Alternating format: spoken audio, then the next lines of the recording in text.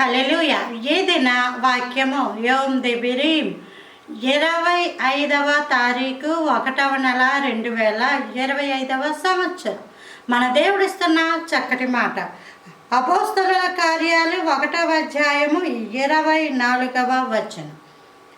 ఇట్లని ప్రార్థన చేసిరి, అందరి హృదయములను ఎరిగి ఉన్న ప్రభువా.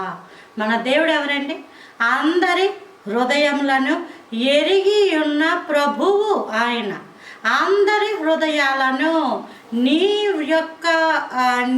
ఒక్క హృదయమే కాదు, నీ కుటుంబంలో అందరి హృదయం, నీ కుటుంబ సభ్యులు అందరి హృదయం, చిన్నపిల్లల హృదయాలు, పెద్దల హృదయాలు, వృద్ధాప్యంలో ఉన్న వాళ్ళ యొక్క హృదయాలు, నీవు ఉద్యోగం చేస్తున్న అక్కడ ఉన్న వాళ్ళ యొక్క హృదయాలు, మొత్తం దేవుడు అంటున్నాడు అందరి హృదయములను ఎరిగిన దేవుడు ఆయన.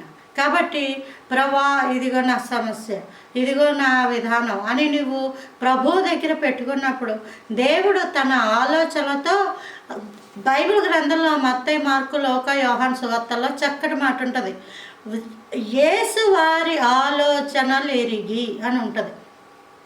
వారి యొక్క ఆలోచనలను ఎరిగి దేవుడు మాట్లాడేవాడట. అంటే తర్వాత మాట ఏం వస్తుందో దేవునికి తెలుసు, తర్వాత ఆలోచన విధానం ఏమిటో దేవునికి తెలుసు, తర్వాత పద్ధతి ఏంటో దేవునికి తెలుసు.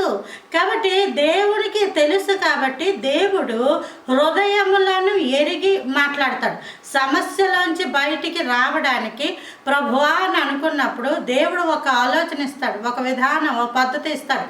ఆ విధానం ఎలా ఉంటుందంటే హృదయములను ఎరిగి ఇస్తాడంటే నిన్ను మాత్రమే కదా, నీ చుట్టూ ఉన్న పరిస్థితులు, వాళ్ళ యొక్క హృదయాలు, మనుషులు, వాళ్ళ తలంపులు అన్నీ ఎరిగి దేవుడు నీతో ఎలాంటి గొప్ప కార్యాలు చేయించాలో అలాంటి గొప్ప కార్యాలు జరిగించును గాక. Praise the Lord. ఆమేన్.